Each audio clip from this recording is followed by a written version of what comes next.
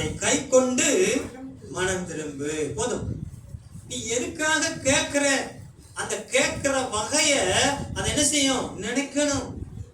ஆண்டவரே எனக்கு வரம் கொடுங்க, வரம் கொடுங்க, வரம் கொடுங்க. வரம் கொடுத்தா என்னப்பா செய்வேன்? நான் ஊழியம் செய்வேன். சரி, எங்க செய்ய பார்ப்போம் அப்படின்னு ஆண்டவர் வரம் கொடுக்கிறாரு. என்னாச்சு அடுத்து?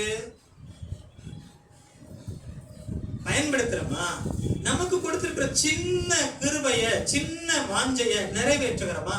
ஒண்ணு தெரிஞ்சுக்கோங்க, ஆண்டவர் நம்முடைய உள்ளத்துல உணர்த்துகிற வசனங்களுக்கு, வார்த்தைகளுக்கு, காரியங்களுக்கு கீழ்ப்படிய கீழ்ப்படிய கீழ்ப்படிய அடுத்து அடுத்து அடுத்து ஆண்டவர் நம்மளோட பேசிட்டே இருப்பார். அடுத்த கட்ட வசனம், அடுத்த கட்ட வார்த்தை, அடுத்த கட்ட வளர்ச்சி ஆண்டவரோட பேசிட்டே இருப்பாரு. கீழ்ப்படியாம இருதயத்தை கடினப்படுத்திட்டோம்னா ஆண்டவரால பேசவே முடியாது. இதான் ரகசியம். ஏன் சில கட்ட ஆண்டவர் பேச மாட்டேங்கிறாரு? முதல் சின்னதுக்கு கீழ்ப்படியலையே. சின்ன விஷயத்துக்கு நம்ம கீழ்ப்படியலைன்னா எப்படி பெரிய விஷயத்தை ஆண்டவர் சொல்லுவாரு? சொல்லுங்க, கடையில போய் ஒரு தீப்பெட்டி வாங்கிட்டு வாடா அப்படின்னு ஒரு